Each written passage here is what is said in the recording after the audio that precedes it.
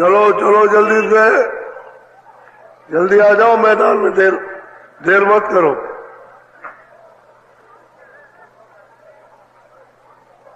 चलो चलो, समय होने वाला।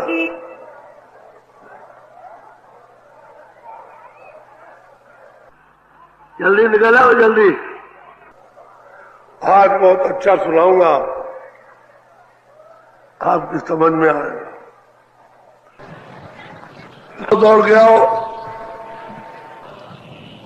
सब सिर पर धोती रखो, ये सत्संग है। जय गुरुदेव।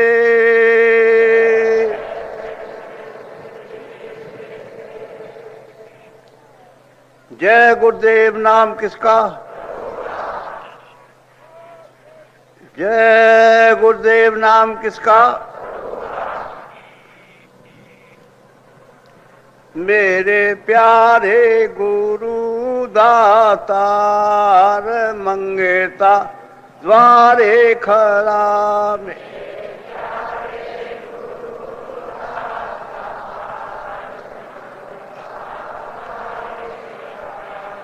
मेरे प्यारे गुरु दातार मंगेता द्वारे खड़ा में।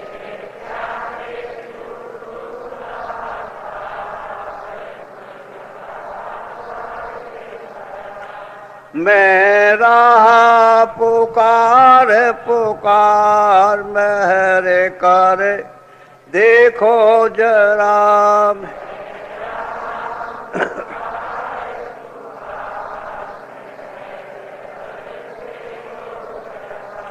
मोहि दीजे भक्ति दान काल दुख बहुत दिया।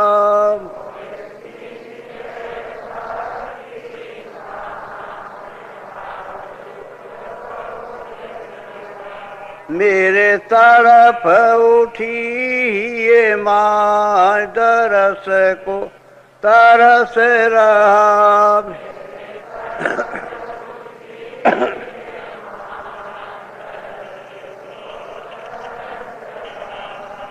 बरसाओ घटाय पार प्रेम रंग दीजे बहाव।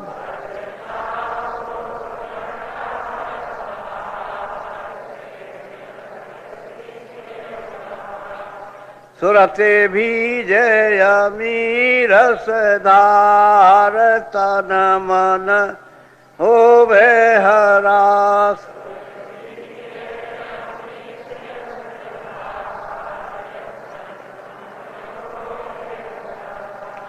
मेरा जीवन सुफल हो जाई तुम गुण गाऊं सदा।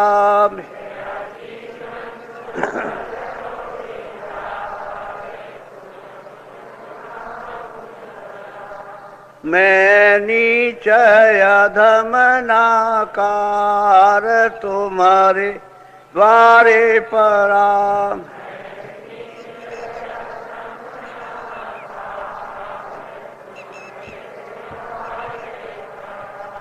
मेरी विनती सुनो धर प्यार घट उम गाओ दया।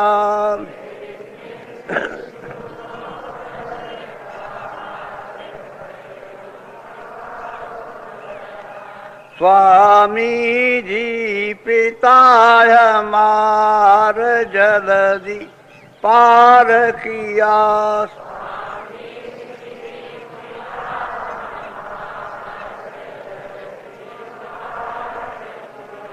मेरे प्यारे गुरु दातार मंगेता द्वारे खड़ा।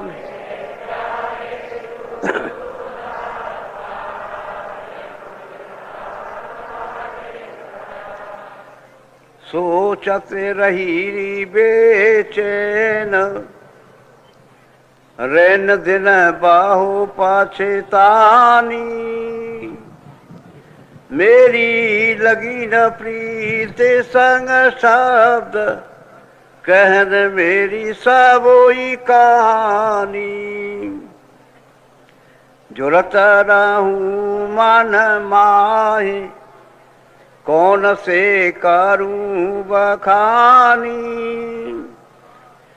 सुनने हार नहीं सुने कहो मेरी कहा बसानी। मैं तो या जान या भागे कुटिल मोए सब जग जानी।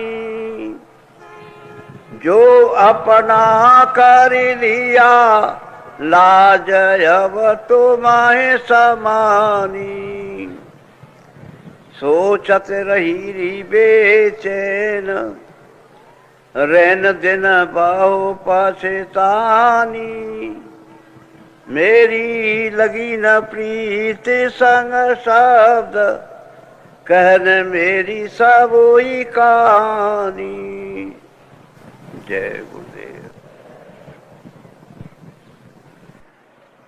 प्रारंभ में सूरतें जमीन पर उतारी गई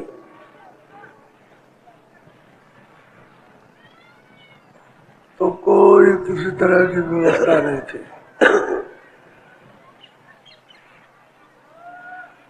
सब लोग ज्ञान स्वरूप थे। माँ के गर्भ में जैसे ही उनको भेजा एक पिंड तैयार हुआ, उसमें बंद किया तो उनको गर्भ में ही ज्ञान था। आँख भी सबकी खुली थी, सबके कान खुले थे और वेद वाणी और रहत वाणी सबके सब सुनते हैं। माँ के गर्भ में ही सुनती और आंखों से देखती। जैसे ही 9 महीने का बच्चा बाहर आया तो सब ज्ञानी थे। किसी को कुछ करना नहीं तो कराए आए थे। उस समय पर कोई किसी तरह की व्यवस्था नहीं थी, कोई दफ्तर नहीं था,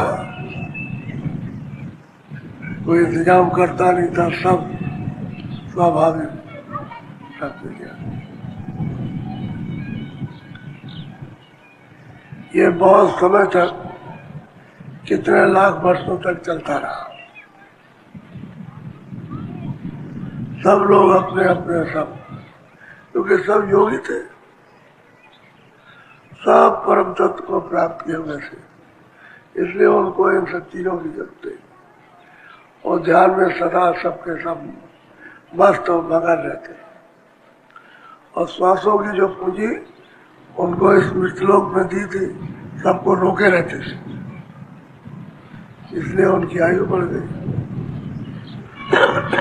लाख वर्ष की आयु इसी मनुष्य शरीर की। श्वासों की पूंजी नाक से और मुंह से नहीं निकलेगी तो जैसा का तैसा शरीर आपका रहेगा। पूंजी निकलने पर ही तो बुढ़ा होता है। बच्चे से पूंजी निकलने पर जवान, और पूंजी निकलने पर बुढ़ा, और पूंजी खत्म हो गई, चल दिया। ये श्वासों की पूंजी है। तो सब लोग रोके रहते, सब परमानंद आनंद लेते थे, सब स्त्री पुरुष सबके साथ। उस समय कोई व्यवस्था नहीं, कोई कचहरी नहीं थी, कोई सरकारी अधिकारी कर्मचारी नहीं थे, कोई मतलब सिपाही नहीं थे, कुछ नहीं। सब लोग मतलब और आनंद में सबके साथ विभोर थे। लेकिन जब ये लाख बरस पूरे हुए और ये वापस लौटे, तब सोचना पड़ा। सहजल कमल में निरंजन भगवान बैठे, उनके सोचना पड़ा कि मैंने इतनी तपस्या, इतनी सेवा सत्पुरुष की तो, और मुझे बड़ी मुश्किल से ये मिला है, तो ये चले जाएंगे तो मैं राज पर किस पर करूँगा। ये उनको चिंता हो गई। अब ये बहुत दिनों की बात दिख रही है। कितनी खेपे लाख लाख बरस पूरा करने पर वापस लौट गए। सबके सब सुरते सतलोक में चली गई। उसके बाद फिर उन्होंने बहुत सोचा, तो सोचने विचारने पर तो इनको अपनी शक्तियां भेजनी पड़ेगी। उनको भेजा और फिर तपस्या कराई। तो तप करने वाले शुरू शुरू में तीन ही थे, ब्रह्मा विष्णु और महादेव। ये तीनों के तीनों थे।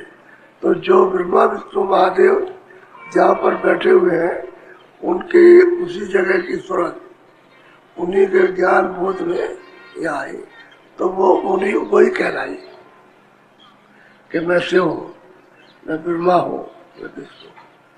उसी के बोध में उसके ज्ञान में आई और बराबर उसका उससे संबंध रहा।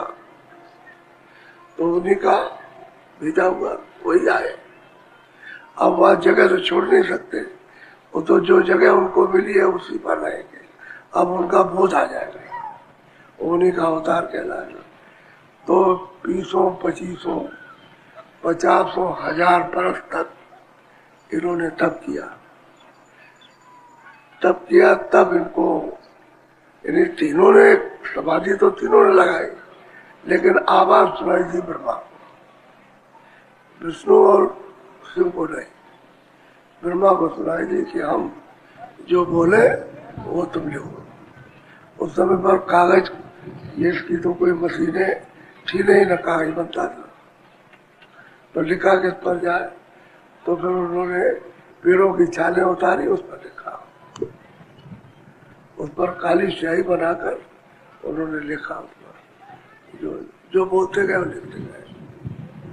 तो 80,000 कर्मकांड बोले ये लिखो, और 16,005 का उपासना कांड का उच्चारण हुआ है, और 4,000 ज्ञान का 1,00,000 श्लोक के पास।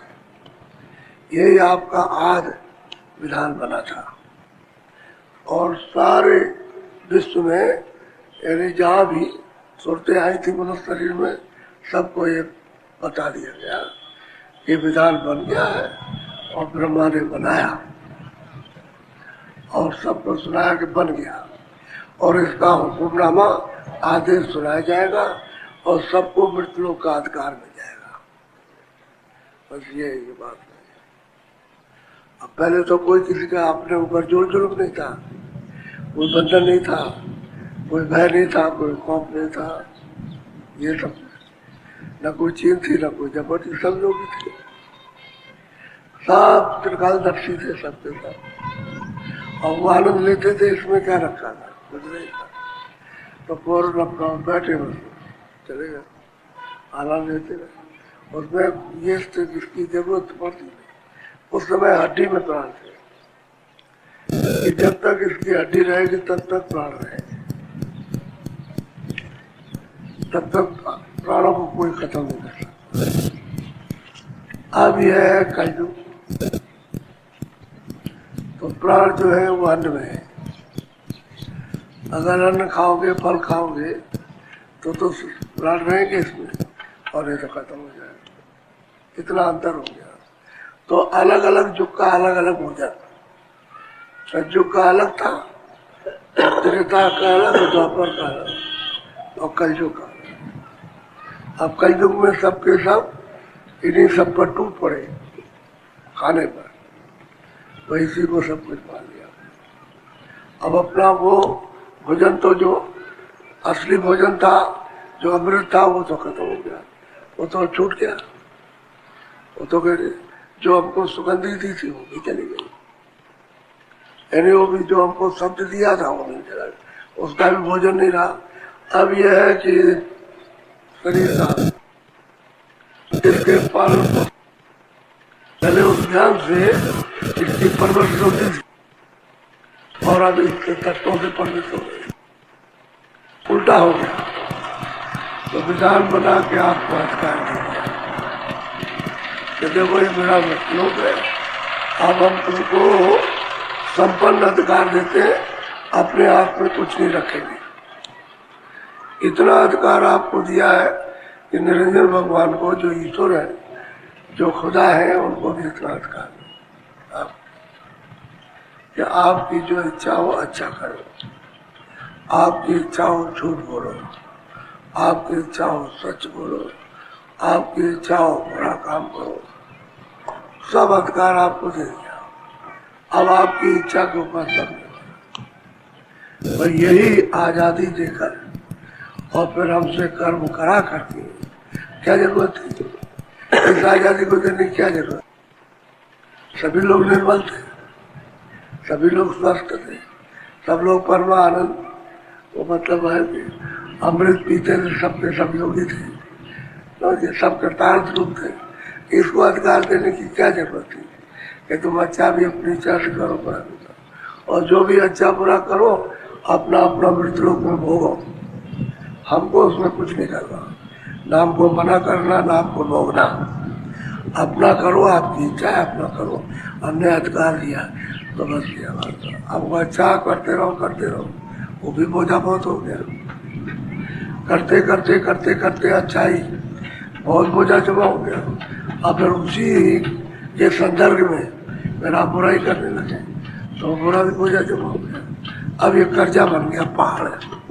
अब कहता लाओ दो, लाओ लाओ लाओ। अब ये कर्जा बहुत ज्यादा हो गया तो अब दो। तब उसने जवाब नहीं दे सके तो 4 खाने और 84 लच्छियों जवाब नहीं। बस जब नहीं दे सके तो इसमें से निकाला, उसने बंद किया। पहले तो 4 खाने नहीं थी, 84 लच्छियों नहीं थी, ना नरक थे।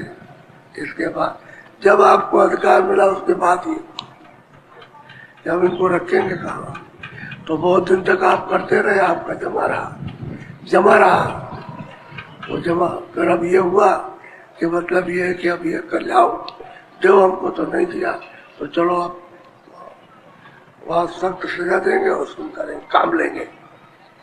तो वहां जाकर के 4 खानों में उन्होंने जन्म दिया और वहां से काम ले रहे और वसूल कर रहे हैं। वहां कर्जा नहीं लगता, वहां देना ही देना है। वहां चाहे शेर हो, चाहे बकरी हो, चाहे खरगोश हो, चाहे जल के जीव, चाहे थल के जीव का उड़ता हो, जमीन में चलता हो, वो सिर्फ देना ही देना है, वहां लेना कोई नहीं। न कर्म अच्छा बनेगा न बुरा बनेगा, वही कर्म भोगना ही भोगना है। अब देते रहो। ये हो गया और धोखा खा गए। अब इसी का काल बन गया। काल कोई और चीज नहीं है। अगर तुम्हारे पास कोई भी किसी तरह का बोझा पाप उनका नहीं तो वो जो सैदल कमर बहुत प्यार करेंगे, बहुत प्यार करते हैं, बहुत प्यार। लेकिन बोझा है तो तब तो सजा देंगे आप, फिर नहीं छोड़ेंगे आप।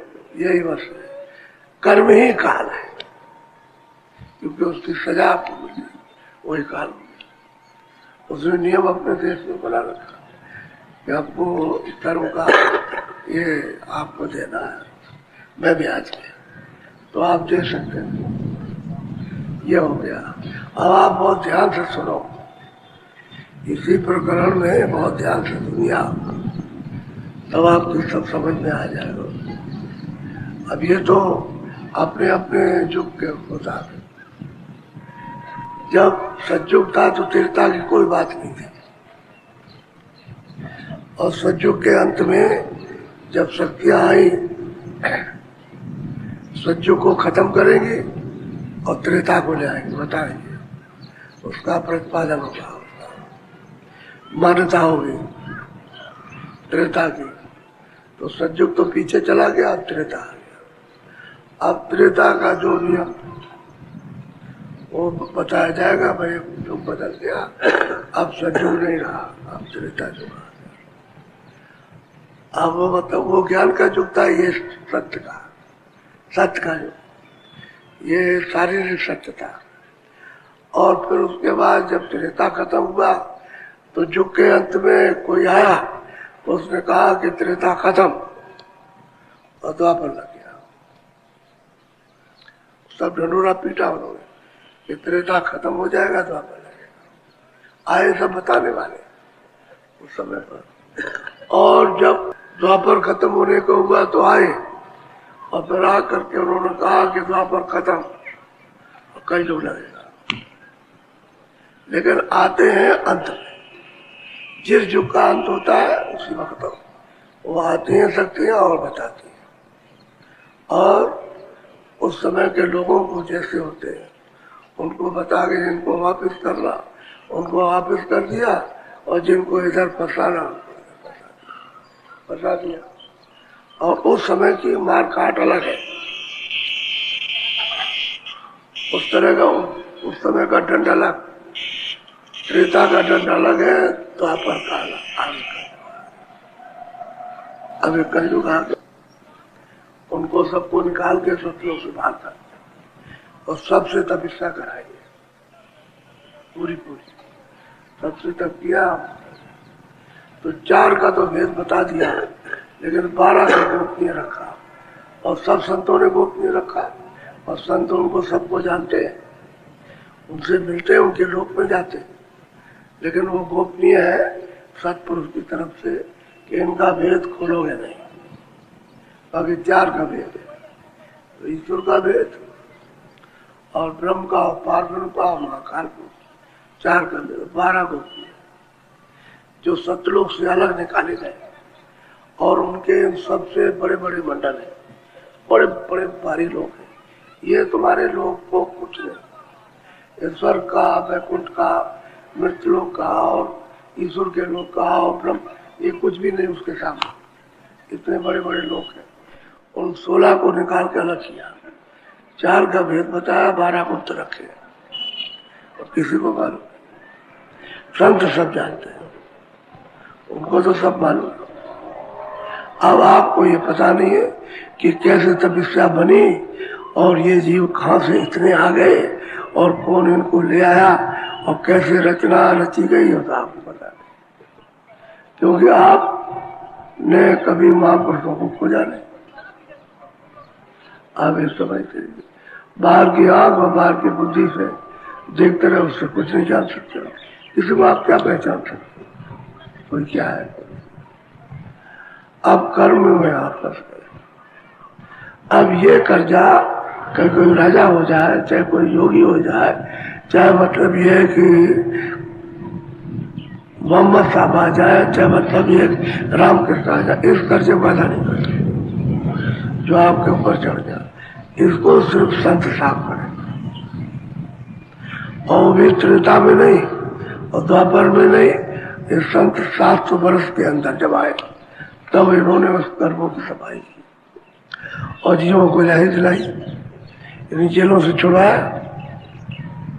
जब जा रहे थे जेल खाने में, उससे बचा कर रिहाई दिलवा दी, जाओ तुम अपने घर चलो, ये तो परदेश से यहाँ तो हमेशा ही जेल में बंद रहोगे, इससे कभी मुक्ति नहीं पा सकते हो, चलो अपने घर चलो।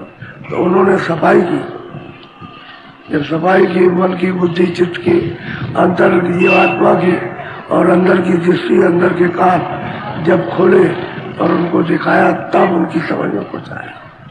ऐसे क्या? तो आपको ये भेद पता नहीं, क्योंकि कहीं सुनने को तो मिलता नहीं। सुनने को मिले तब तो कुछ जानकारी हो, तो उससे बिल्कुल ही आप अनभिज्ञ। आपको पता ही नहीं है कि हमारे ये मनुष्य है, आंखों के ऊपर में कोई और भी सृष्टि है कि नहीं है, और भी कोई लोग है कि नहीं है, आपको कुछ नहीं पता। आप तो बीच में बैठे हो, ऐसे बीच में बैठ गए, उधर का कुछ उधर का कुछ, कि मनुष्य शरीर क्यों मिला और क्या करना है इससे वो भी पता नहीं, और आप कहाँ बैठे होने वाला। इस कर्मों में फंस गया। सुनिए बड़े ध्यान से, बोलो। जब भर माया मैं क्या क्या करूं बखान। और जो महापुरुष जगाने के लिए आते हैं तो जीवों को समझाते हैं कि देखो, काल मांग करके तुमको ले आया और जगत में तुमको ये शरीर देकर इसे बंद किया, तो पहला शरीर तो कारण दिया, उस कारण शरीर में शब्द, स्पर्श, रूप, रस, गंध, इसका एक कपड़ा सूरत के ऊपर में डाल दिया, इसको सूरत को ढक दिया। ये 5 शब्द स्पर्श रूप रसगंध 5 तत्व, इनको कारण तत्व कहते हैं। इसमें सूरत बंद हो गई। अब उसी को नीचे जब उतारा तो सूक्ष्म में लोक में आकर के उन्होंने 9 तत्वों का कपड़ा पहना दिया। शब्द स्पर्श रूप रसगंध और मन बुद्धि चित्त और अहंकार, 4 ये हो गए। 5 और 9 तत्वों का कपड़ा उस पर डाल दिया इस तरह से। अब 2 कपड़े हो गए, ये मोटा हो गया, वो बारीक। जो 5 तत्वों का वो बारीक है, ये अब मोटा हो गया। और सूरत को फिर नीचे उतारा तो लिंग लोक में ले आए स्वर्ग वैकुंठ में, तो वह उन्होंने 17 तत्वों का और 10 इंद्रिया और मन बुद्धि चित्त और अहंकार और रजोगुण तमोगुण सतोगुण, तो 10 और 4 14 और 3 17। उसी के साथ ऊपर तो पहले था कि शब्द स्पर्श रूप रसगंध और मन बुद्धि चित्त और अहंकार, ये मतलब ये इसी कपड़े में नीचे उतार दिया, तो ये तो कपड़ा है ही, और इसको और पहना दिया। अब 3 कपड़े हो गए, एक 5 तत्वों का, एक 9 तत्वों का और एक 17 तत्व। अब उसके नीचे मृतलोक में उतारा तो मोटा खोल, बहुत मोटा, ये 5 तत्वों का जल पृथ्वी अग्नि वायु आकाश, इसका कपड़ा पहना दिया। पहले बैठे हुए हम सब, आप बैठे हो सकते, उसका कपड़ा, ये तो कपड़ा आपका नहीं है। अच्छा, लिंग कपड़ा भी आपका नहीं, और सूक्ष्म कपड़ा भी आपका नहीं है, और कारण कपड़ा आप तो ऊपर से आए हो, यहाँ कोई कपड़ा नहीं था। वहां तो सब सुनते निहंग थी, एकदम कोई पर्दा नहीं था, किसी तरह का भी कोई पर्दा नहीं। और वहां जहाँ ये निहंग में नंगी थी, कोई पर्दा नहीं था, तो वहां पर मतलब है कोई अंधेरा नहीं था, कोई किसी तरह का अंधेरा नहीं। ये अंधेरे में थोड़ी, कपड़ा पहरा करके इनको अंधेरे में किया गया। अब अंधेरे में आके फंस गए। अब यहाँ फंस गए तो आपको ये पता ही नहीं है कि ये कपड़ा छूटेगा कि नहीं छूटेगा। तो जब इसी से नहीं निकलोगे तो बताओ, ये कपड़ा 4 खाने 84 लच्छी उंगलियों पे कैसे आप बचाओगे? यही कपड़ा पहनो, इसी से बंद कर दिया है। वो भी तो 5 तत्वों का है, निकाला उसमें बंद कर दिया, उससे निकाला उसमें बंद कर दिया। तो कितना लंबा चौड़ा में चक्कर है 4 खानों का, कितने युग बीत जाएंगे। और फिर जब सब भोग लोगे तो फिर इस मनुष्य शरीर में आओगे, फिर भी आप अंधे ही रहे, और फिर भी आपने वो कर्म किया कि फिर नीचे उतरो। तो यही रेड घड़ी, कभी नीचे कभी ऊपर कभी नीचे, बस ऊपर जाता कि ऊपर आ गया, फिर नीचे आ गया, नीचे वाला ऊपर चला गया। हमारे साथ ये खेल है, आप अपने घर नहीं जा सकते, तो ये चक्कर मारते रहो। अब काल ने अजब जगत भर मारा, अजब तरीके से, अजब व्यवस्था से यह आपको फंसा लिया और आप वास्तव में भूल गए। जब से आए हो सतलोक से, उस मालिक के पास से, अभी तक वापस नहीं गए, भटक गए। और तुमने कितने देवी देवता अपने बनाए और कोई आपका नहीं हुआ, किसी ने आपकी मदद नहीं की, कोई मदद नहीं कर सकता। वो तो कर्मों का हिसाब मदद क्या करेंगे? देवी देवता भी तो कर्मों के साथ बंधे हुए, वो भी तो उसका भुगतान भोग रहे हैं, तो आपको क्या बचाएंगे? कुछ नहीं बचा। बोलो। जो साधन थे पिछले युग के, तो कल युग में किए प्रमाण। अब जो साधन थे सतयुग में, त्रेता में, द्वापर के, उनको ला करके आपने कलयुग में आप प्रमाण दे रहे हो कि वो करो, वो कर साधन करो, वो साधन करो, और वो सतयुग त्रेता और द्वापर का साधन हो ही नहीं सकता। इस कलयुग के शरीर से वो साधन नहीं किसी से हो सकता। अब कलयुग का साधन करोगे तब इसका उत्थान होगा, तब ये जगेगी, तब अपने घर में जाएगी। तो कलयुग का साधन आपको पता ही नहीं कि कौन सा है, और किस रास्ते से जीवात्माएं अपने घर में जाएंगे आपको मालूम नहीं। इसी में फंसे, अब इसमें उलझ गए। अब जो भी प्रमाण देता है सतयुग का या त्रेता का द्वापर कलयुग का कोई नहीं बता रहा कि भाई कलयुग का साधन क्या है। अब हम तो इतने मलिन हो गए कि हमसे सतयुग त्रेता द्वापर के साधन हो नहीं सकते, और उन्हीं को ले आके ऐसा करना हुआ था, वो कैसे होगा? कलयुग का साधन होगा। कलयुग में तो जीव अत्यंत मलिन है, उस पर मैल कर्मों का जमा हो गया। अब वो कैसे कर सकता? 24 घंटे मन बुद्धि चित्त चला मार, इंद्रिया भाग रही, बुद्धि काम नहीं कर रही, मन साथ नहीं दे रहा, तो साधन कैसे हो सकता? नहीं हो सकता। अब कलयुग में प्रमाण देते, और कलयुग का साधन उसे जानते नहीं कि भाई कौन साधन से। और फिर ये है कि बताए भी जाए तो हंसी ताकते हैं, क्योंकि उनको उसकी चाह नहीं है, वो चाह नहीं उसको। तुम सब मर जाओ, वो भी मर जाए, कुछ नहीं, उनको चाहिए नहीं। मालिक के पानी की दर्शन करने की उनके अंदर कोई जरा भी रत्ती भर भी इच्छा नहीं है। कैसे सुन लेंगे? जीव बेचारे क्या करें? इसमें पर के कोई आधार तो मिला नहीं, सत्संग भी नहीं मिला, उसका रास्ता भी मिला, और फिर जो असली कमाई थी वो अपने भी अपने को नहीं मिली, तो बस कभी इसमें अटक गए, लोग कहते थे कि ईसा मसीह को लोग बहुत मानते हैं। मैं केरल में जब दौरे पर गया तो बहुत स्थानों पर सत्संग किया, हमारे साथ तो बहुत आदमी थे। तो हमने क्या देखा, चौराहे पर गिरजाघर बना है, एक रास्ता उधर जाता है, एक इधर बीच चौराहे। केरल में देख करके अपने हिंदुस्तान में आया तो वहां क्या उधर से देवी आई, धोती पहन के मांगती, धोती पहन के आई, और मतलब ये कि उन्होंने एक बत्ती बनाई, उस पर तेल डाला, और उसमें मतलब ये कि तेल डाल करके उसमें दिए की तरह, और बस ऐसे करके उनकी मूर्त के सामने ऐसे कर, और ऐसे रख दिया, और ऐसे हाथ जोड़े। ये तो संस्कृति भारत की है, ये तो विदेशी नहीं है। तो भारत का नमन करना, भारत का नमन करना कि कर जोड़कर हाथ जोड़ करके प्रणाम करना और सिर झुकाना। हम नतमस्तक हैं, इसको झुकाना तो भारत की है। तो भारत की संस्कृति, इसको बहुत लोगों ने भुलाने की कोशिश की, लेकिन वो नहीं बोल सकते। ये जन्मजात के गुण जुगों जुगों के इस भारत की संस्कृति के वो जरूर उठे होंगे। तो लेकर के आप उन्हीं गुणों को लेकर के तो आपका जन्म होता है, इच्छाओं को लेकर के वासनाओं को जन्म होता है, और वो सब भोगते हुए फिर वो जब आएंगे तो वही आपके सामने आएगा। यहाँ के गांव में जाइए तो छोटे छोटे बच्चे हैं, 3 साल के, 2.5 साल के, 4 साल के, और आपको देखने को मिलेगा ऐसे हाथ जोड़े। उनको किसने बताया? माँ बाप ने तो बताया नहीं था। लेकिन अब यह है कि तो कुदरती चीज है, ये तो भारत की कण कण की देन है, ऋषियों मुनियों की।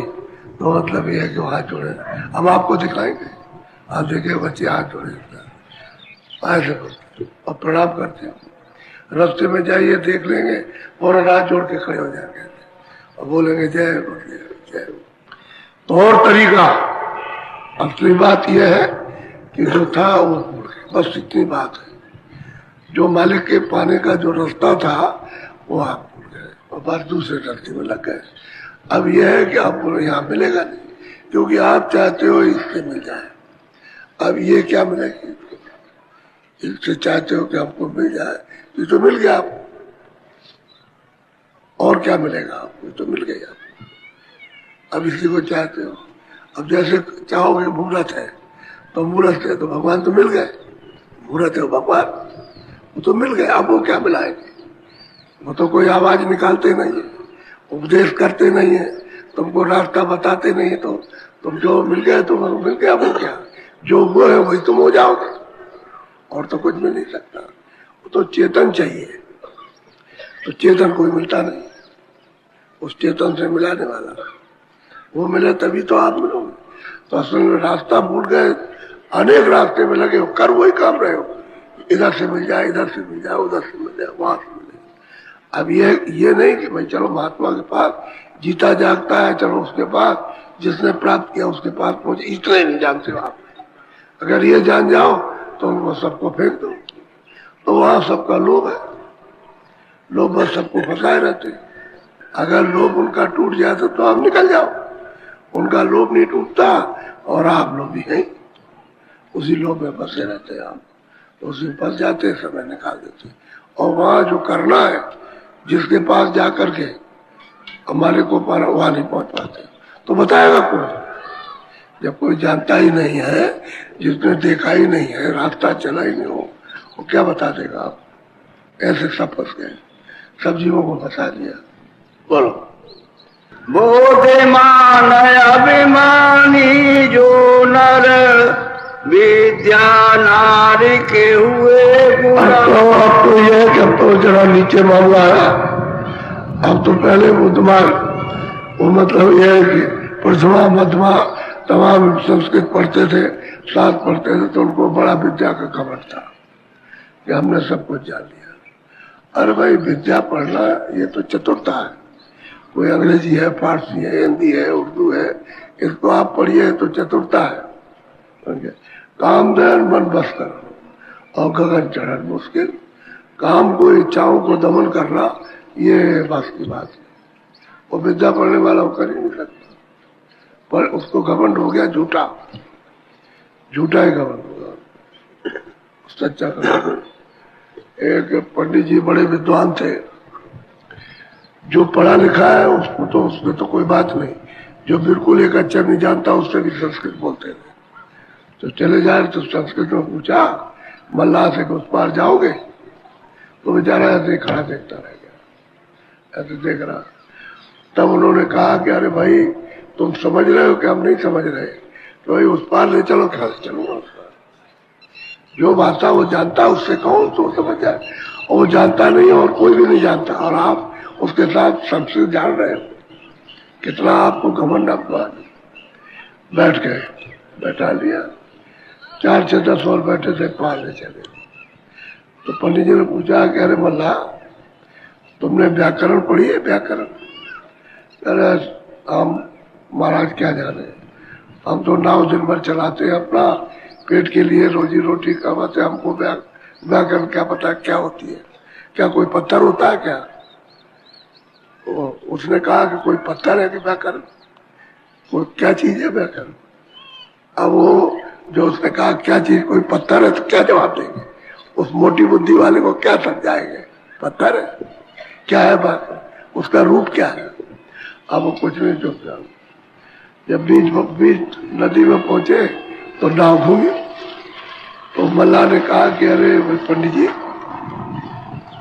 आपने मतलब ये है कि तैरना सीखा के नहीं? तो आपने अपनी जिंदगी बर्बाद कर दी। आपने तैरना नहीं सीखा भारत पर, नदियों के देश में, तो आपका जन्म ऐसे चला गया। पहले तो उन्होंने कहा कि तेरी जिंदगी बेकार गई, अब वो कहता है कि तुम्हारे कुछ नहीं। क्यों? कि नाव डूबने वाली है। हम तो तैराक हैं, हम तो फौरन जैसे डूबी वैसे कूद जाएंगे और बस पानी में डुबकी लगा के निकल जाएंगे, डूबोगे आप। तो आपको तो ये विद्या जाननी चाहिए थी, तैरने की।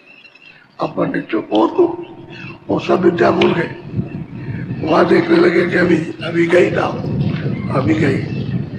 तो मल्लाह ने कहा कि अच्छा ठीक है, ये लो ये रस्सी और कूद पड़ो, नाव जा रही है। सबको रस्सी पकड़ाई और मैं तुमको खींचूंगा सबको।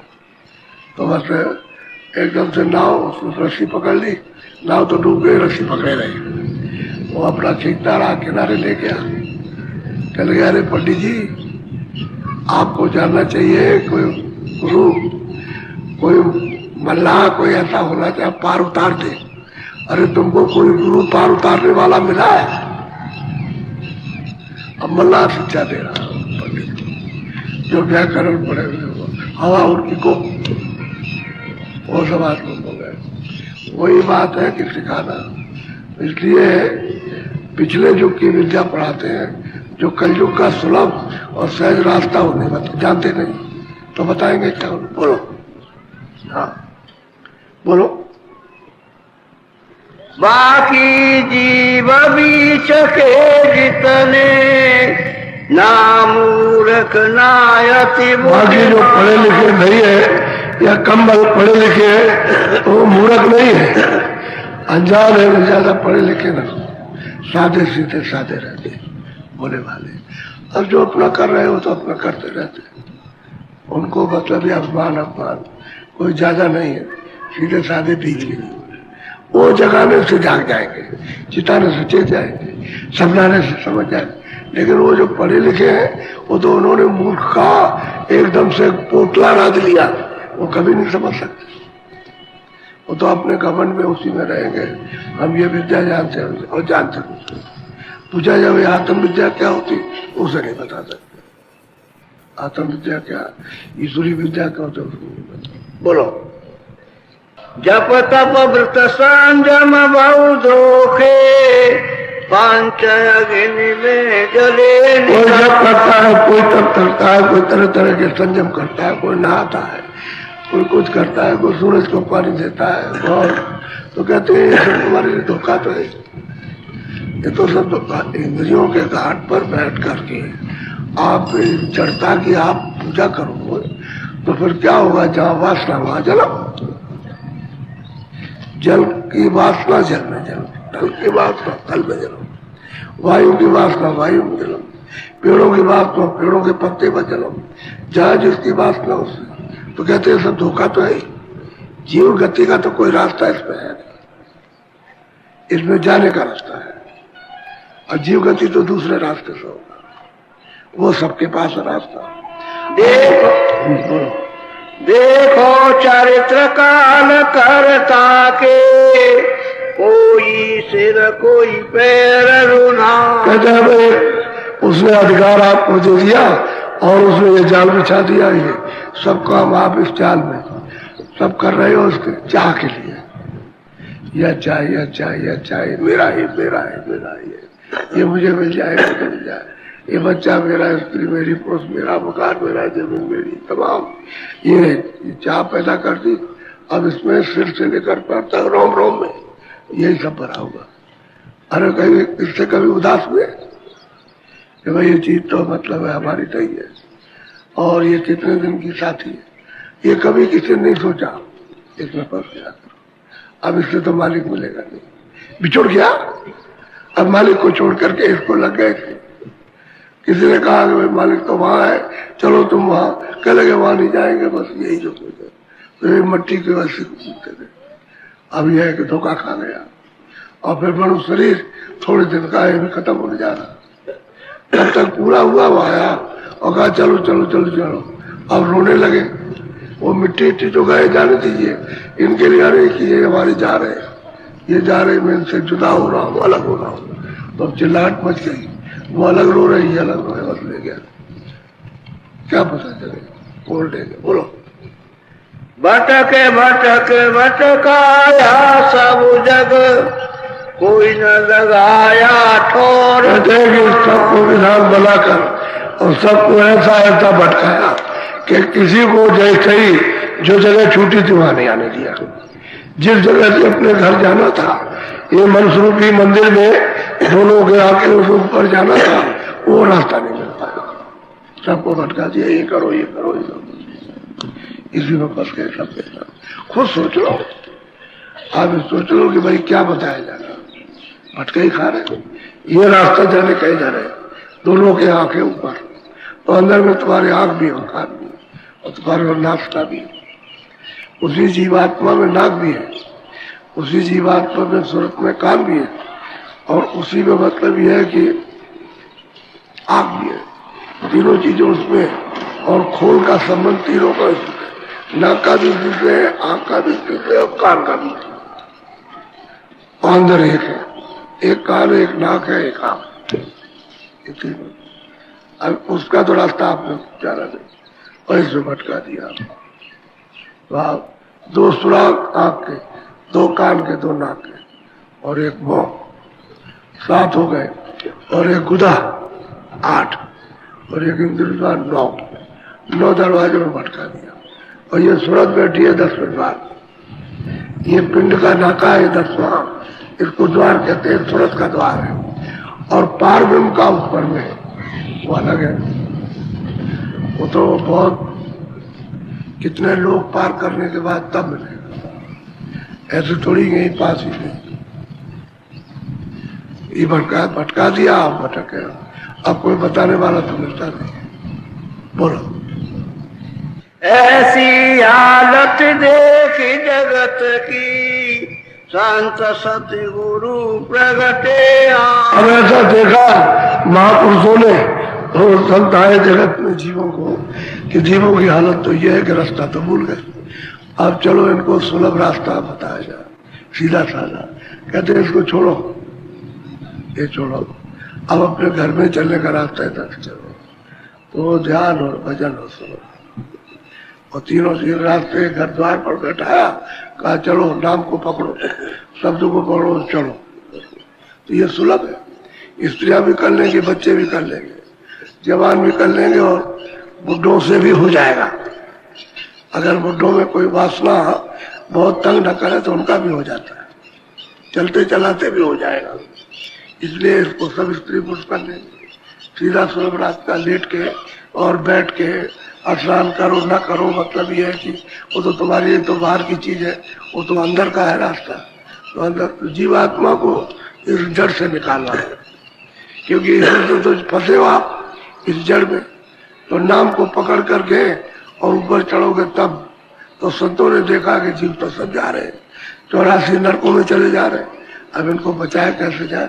तो आकर के उन्होंने उपदेश किया, देखो तुमको कुछ नहीं मिलेगा और ये रास्ता परमार्थ का, आत्म कल्याण का, घर पहुंचने का, मालिक के दर्शन दीदार का नहीं है। इस रास्ते से चलोगे इसका पदर्शन होगा। उन्होंने आके बताया तो जीवों ने बहुत ध्यान दे करके सुना और उन्होंने सोचा कि ये तो तत्काल का रास्ता है, तो जल्दी मिलेगा। ये बात है। रास्ता पकड़ लिया, संस्कार उनमें पड़ गए, कुछ दया हो गई, कुछ उन्होंने निमित्त मात्र कर्म कराया, तो साधना कराई, कुछ भजन ध्यान, उतने में रास्ते दरवाजा खोल दिया। तो चल पड़े, बहुत ही पहुंच गए, बहुत ही पहुंचे कलयुग। थोड़े नहीं पहुंचे, सज्जुग की इतनी कहानी नहीं है, इतनी त्रेता की द्वापर की नहीं जितने कलयुग में पहुंच गए, और जगह में नहीं पहुंच पाए। बोलो। गुरु सेवा और नाम महात्म, सत्संग सतगुरु किया बखान। उन्होंने 3 चीजें बताई। एक तो उनके पास जाओ जो पूरा है, फिर उसका सत्संग सुनो, और जो वो आदेश करे उस वचन को मानो, वही सेवा।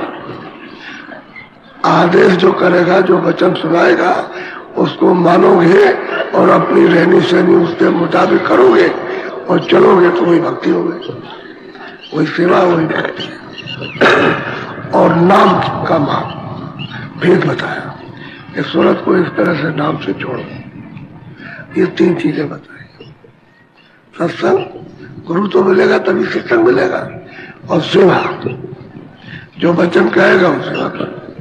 और फिर नाम, रास्ता देगा नाम का, शब्द का, कहेगा शब्द पकड़ो चलो चलो। वो 3 चीजें खास करके, बाकी सब खारिज है। इससे कुछ मिलेगा नहीं, चाहे कुछ करो आप, कुछ नहीं मिलना। धोखे में चला जाए, अंत में पछता हो गया। सब पछता है तो आपको पछता नहीं, अरे कुछ नहीं मिला, सब बेकार वक्त चला गया, फिर कुछ हो नहीं सकता। जो कुछ कर सकोगे जवानी में, बचपन में कुछ कर नहीं सकते हो और बुढ़ापे में कुछ कर नहीं सकते हो, जवानी का है।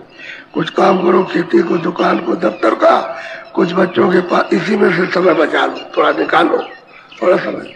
जैसे आप देते हो 4 घंटे, 4 घंटे इसमें, 4 घंटे उसमें, 4 घंटे सोने में, उसमें बच्चों की 4 घंटे सेवा में, और मतलब 1 8 1.5 घंटा भजन में।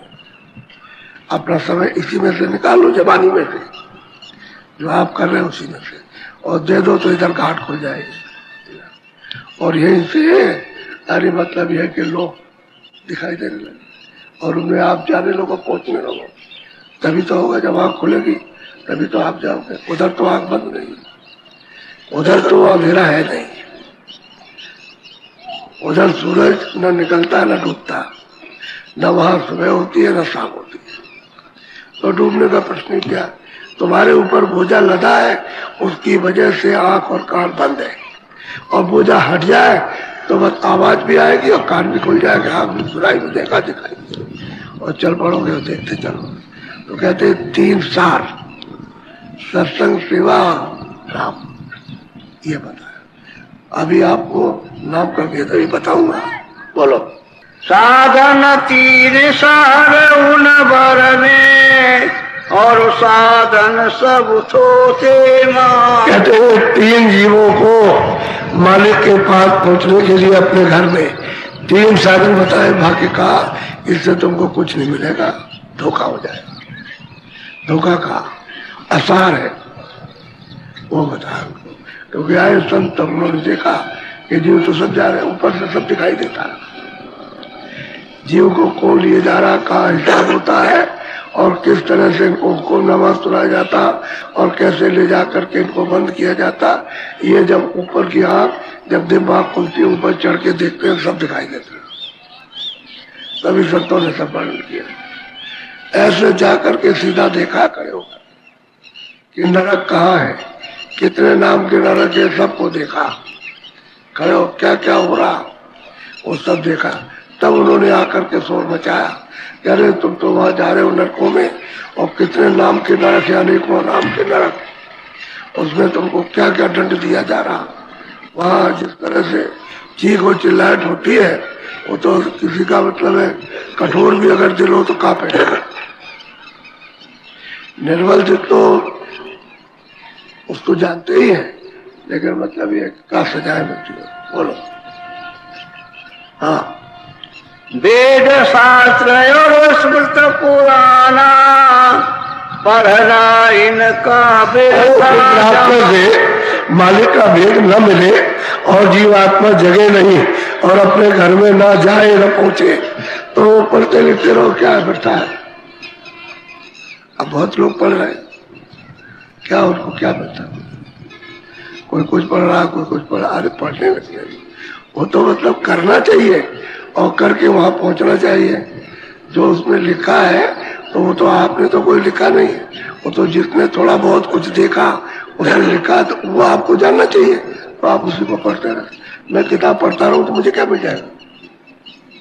गुरु महाराज मना करते थे कि किताब किसी की मत पढ़ो, मैं जो किताब पढ़ा दूं वो पढ़ो। और साफ साफ लोग बैठे रहे तो सबके लिए समझाए, कोई मेरे अकेले लिए कहने किताब किसी की मत पढ़ो, तुम्हें किताब में कुछ मिलेगा नहीं और तुम कुछ जानोगे उसमें क्या लिखा, वो तो उनका देखा हुआ है। तुमने हम जो बताए उसको करो, और जो बताएंगे जिसको करोगे और देखोगे तो ये किताबें तब समझ में आएगी। इसमें पहले कोई किताब, अब तो उसको करना धरना तो कुछ है नहीं, किताबें पढ़ लिया तो अच्छा लिखे उसको पढ़ लीजिए आप, और क्या करेंगे। अंग्रेजी वाला अंग्रेजी, हिंदी वाला हिंदी, हिंदी वाला अंग्रेजी को जानता ही नहीं, या अंग्रेजी वाला संस्कृत नहीं जानता, या संस्कृत अंग्रेजी वाला फारसी नहीं जानता, तो वो क्या समझेगा उसको, कुछ नहीं समझ पाए, बिरसा समय चला जाएगा। बेकार। वही कहते हैं महापुरुष कि भाई इनका पढ़ना लिखना जब कुछ मिलेगा नहीं तो बिरसा ही है। अच्छा, पुण्य जो है हम आपको बताते हैं कि सबसे बड़ा पुण्य कि कोई भूखा प्यासा गरीब कोई भी आपके दरवाजे आवाज आ तो खिला दो, ये सबसे बड़ा पुण्य है। इससे बढ़कर के कोई पुण्य नहीं। तुम सब दौलत लुटा दो, वहां जमुना जी में डाल दो, गंगा में डाल दो जाकर के सब, और रात छोड़ दीजिए, लेकिन इस पुण्य के बराबर नहीं है। कोई भूखा प्यासा आया और दरवाजे पर उसको रोटी दे दी और आदर सम्मान के साथ दे दिया, सबसे बड़ा पुण्य है। इससे बड़ा पुण्य कुछ हो। अब ये लोग जानते नहीं, तो पढ़ने लिखने पे उनके दरवाजे पर कोई पहुंच जाए ना तो उनमें जरा भी तैयार नहीं है।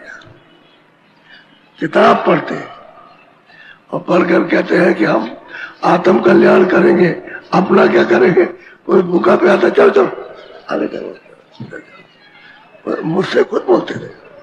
जब स्वामी जी ने कहा कि भाई तुम एक जगह बैठ के ही आशा मत करना कि मुझको कोई रोटी बना के दे जा, चले जाना, बस एक झोली ले लेना, ज्यादा नहीं, एक रोटी इस घर से, एक उससे, एक उससे, एक उस घर से, 7 रोटी लेना 7 दिन के लिए।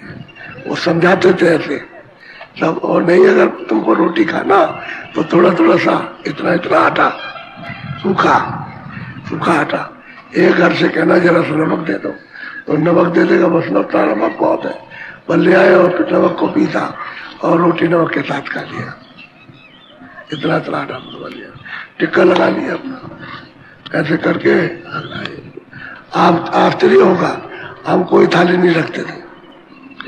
आटा निकाला झूले से और पत्थर था, पत्थर उसी पर ऐसे मिला करके और मल दिया उसको, मल करके और बस बना करके उसको बनाया, जंगल की लकड़ी उस पर लगाई और पर रख दिया और लिट्टी पक गई, लिट्टी पक गई उसी आग पर। तब तक कोई उधर से आया, कह रहे बाबा जी सूखी रोटी बना रहे, कह लीजिए बैगन ले लो तुम। इतना बड़ा बैगन उसी आग पर रख दिया, पक गया और बैगन को ऐसे करके नमक मिला दिया, खा लीजिए। क्या एक टिक्कर, एक छोटा सा टिक्कर खाना था, वो 7 रोटी 7 दिन चलेगी, सूखना उगना कुछ नहीं है, बहुत पानी में भिगोया खा लीजिए, बहुत बढ़िया रहता, उससे भजन बहुत अच्छा होता। वो तो हमारा खुद अनुभव, हम उसके लिए क्या। तो गुरु महाराज समझाए, तो ऐसी ऐसी भाषा बोलते थे ये वेद शास्त्र पढ़ने वाले कि अगर दूसरा संसारी हो तो पता नहीं उसके साथ क्या करें। वो तो साधु समझ के जो चाहेंगे तो बोलेंगे, वो तो जानते हैं कि साधु गरीब है, ये कुछ ये क्या कर सकता है, तो उससे जो भाषा चाहते तो बोलते हैं, कड़वे से कड़वे भाषा, खराब से खराब उसका विरोध करते हैं और एक दाना रोटी का नहीं दे सकते। तो बताओ क्या फायदा। कहते हैं कि भूखा कोई दरवाजे पर आ जाए और खाली न जाए और उसे कुछ दे दो जो तुम्हारी यथाशक्ति हो, ये नहीं कि उसको पूरी खिलाना, रोटी उसको दे दो, वो तो उसकी भूख में सबसे बड़ा पुण्य है, इसके बराबर कुछ नहीं, तो सबसे बड़ा। ये हम लोगों को समझाया करते हैं कि भाई कोई भी आ जाए तो रोटी खिला दो और बड़ी श्रद्धा के साथ खिलाओ, मैं उससे ये कह दो कि फेंकना नहीं, पूरा खा लो पेट भर के। इनको समझाया करता हूँ बराबर। अब यह है कि नए लोग आते रहते हैं, रोटी बनाते हैं, सेवा में शरीक होते हैं, तो उनको सबको बुरा यानी जानकारी तो नहीं हो पाती है, लेकिन फिर भी बहुत कराई जाती है जानकारी। किसी कुछ मत कहो, भूखा आया उसको खिलाओ, उसको दे दो, और कुछ करने की जरूरत नहीं पड़ती। ये काम सबसे बड़ा। अब इस पुण्य से महात्मा मिलेगा। ये चिड़िया चुगाना है तो कभी न कभी मालिक को प्राप्त करने वाले अंश आ जाएंगे और रास्ता दे देंगे। आप तो देख लेंगे कि आपका इतना मन इतना दीन हो गया और इतनी आपकी बुद्धि इतनी सेवा पक गई, तो सेवा करने वाला कोई बुरा काम तो करता नहीं, वो तो करेगा नहीं। सच बोलो बोलो। पंडित भेख पेट के मारे वे संतन पर करते। अब यह की बात यह कि लोगों ने समझा कि मेरी रोजी रोटी है। अरे रोजी रोटी कोई तो मत करता, तुम मेहनत करते हो, किसी का ब्याह करा दिया, किसी का कुछ करा दिया, वो चाहता है हमारा ये कर लो, करा दे, वो जो मेहनत उसको समझो कि मैंने मेहनत की है तो मुझे दे दिया, ले लो। अब इसमें आपको मिल जाएगा। ऐसा रखना चाहिए भाव कि हमने मेहनत की, उसका जो देगा आप ले ले तो ठीक है। लेकिन ये है कि संतों पर तान मारे,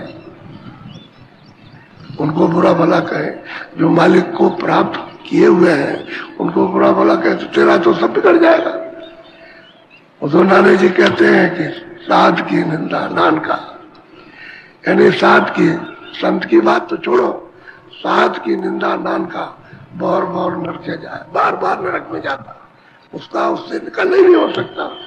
अरे भाई ऐसा क्यों करते हो, काम करो, मेहनत उसका फल ले लो। फिर मेहनत की है, जो कुछ मिल जाए ले लीजिए, लेकिन जो चीज है उसको बोलना चाहिए। तो ऐसा है लो बस संतों को आपको तो क्या बताएंगे, जब खुद नहीं जानते तो आपको क्या बोलो। हित कर संत उन्हें समझावे वे मानी नहीं माने। कहते हैं कि वो भी चाहते उनका हित, और संत समझाते हैं कि रोजी करो। अरे तुम ये काम अपना करो, मेहनत का रोजी उसको करो, लेकिन असली रास्ता है उसको चलो। अबे घर में जो बैठ करके तुम करोगे वो तो असली रास्ता, ये तो तुम्हारा काम है। खेती का काम खेती करता, दुकान का काम दुकान करता, एक रास्ते में खड़ा सबको रास्ता बता रहा हो तो काम है, वो तो करो। भजन अलग है, भजन बिल्कुल अलग है। तो वो मान और अहंकार झूठा, इसलिए उनकी सच्ची बात और सच्चा रास्ता मालिक से मिलने का वो नहीं जाते, वो खो बैठते हैं और दूर हो जाते हैं कि वहां नहीं जाए।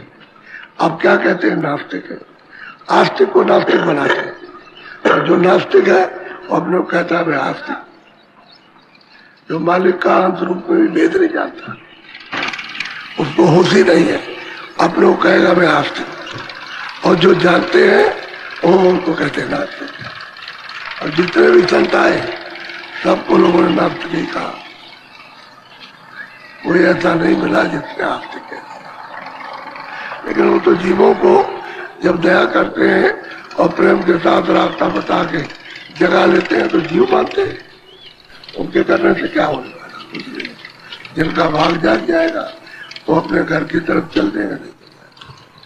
तो कहने का काल में ऐसी चीजें सामने रख दी इंद्रियों के दरवाजों पर कि आप उसी उलझ गए।